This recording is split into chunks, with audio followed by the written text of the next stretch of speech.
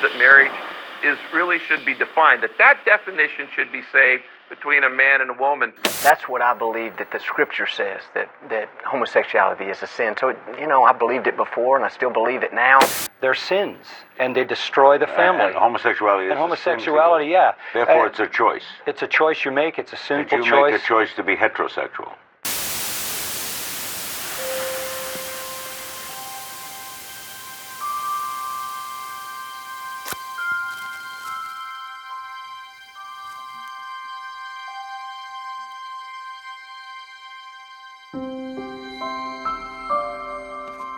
Dear American Youth Pastor, I know about your mission. I know it's big. I know heaven's at stake. But I need to talk to you about a boy in your ministry. You've seen him. He sits in the back. He's one of the young ones, only 14. Soon, the boy will begin to learn something new about himself, something old, something he can never unlearn. On an unremarkable Sunday morning, while your pews are being peppered with parishioners, a blonde-haired, blue-eyed freshman will sit down next to the boy. This will cause the boy's heart rate to quicken, his breath to shallow, and his nervous system to saturate with euphoria. Without any fanfare at all, it's begun. The boy is learning. On Wednesday nights, when you prescribe the youth their Adderall of song, the boy will hide in the back row of seats. He'll remain there, invisible there, until the freshman's blue eyes find him there. The two will become their own choir, harmonizing with each other long after the singing is done. There's the heart rate, the breath, the euphoria. The boy is learning. Soon, you'll deliver a sermon on King David, and you'll quote the Old Testament when David formed a covenant with his friend Jonathan because their souls were knit together. The boy will imagine that his soul and the soul of the freshman are knitting together, stitch by stitch, a new stretch of yarn every time they share the back row of seats. With each knitting, the boy is learning.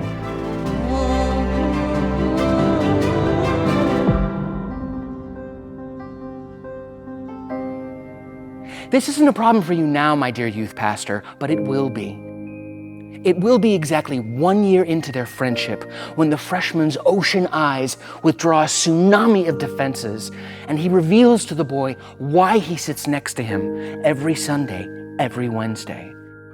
The sea in his eyes will become a river down his face, and he'll admit that he's alone, just like the boy, afraid, just like the boy. This will trigger the heart rate and the breath and the euphoria, and the boy will find in those moments, in those eyes, courage to admit something of his own. He loves the freshman. He isn't afraid to say it because it comes from the same place in him that loves Jesus. But the ocean will still, its tides cease, and the freshmen look away, far away. There's the heart rate, but no breath, the learning, but no euphoria.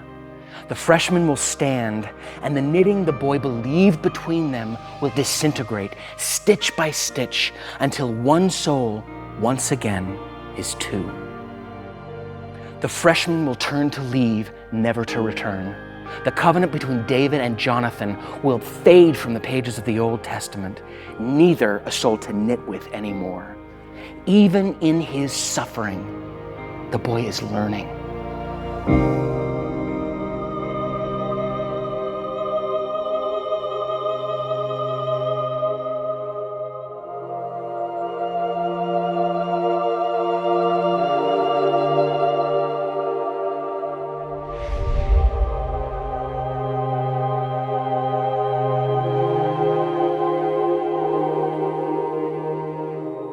Then, on an unremarkable Sunday morning, while your pews are being peppered with parishioners, a blonde-haired, blue-eyed girl will sit down next to the boy. She will smile, he will not. She'll wonder why, he will not. She'll move on, he will not. Because on that morning, you will deliver a sermon about being a man of God.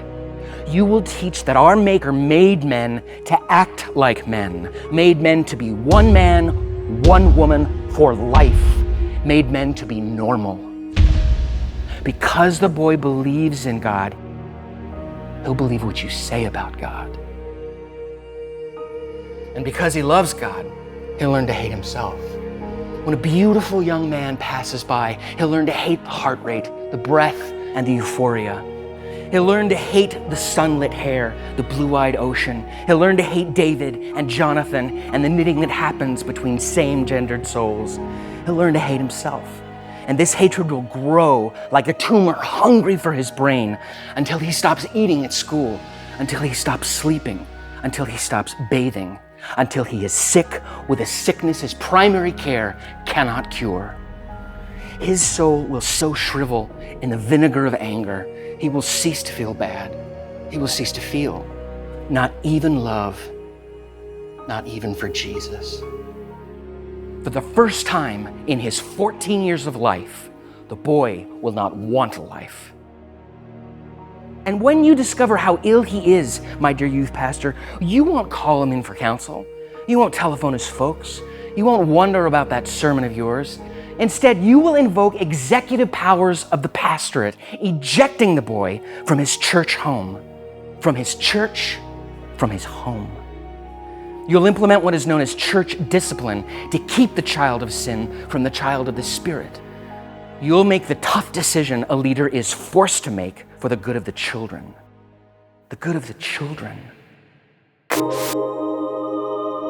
The good shepherd may abandon his flock for one little sheep, but the good pastor knows better, doesn't he? It's one little boy, a boy who cannot learn anymore.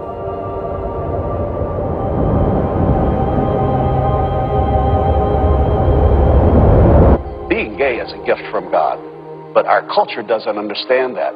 Well, you're the first minister I ever heard say being gay is a gift from God. I can tell you that. But now you're here too. Now you're here too. Okay.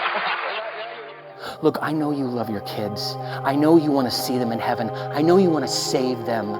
But don't kill them in the process. One of them may live to grow up and write about it. Then, my dear American youth pastor, you might not have any youth to pastor.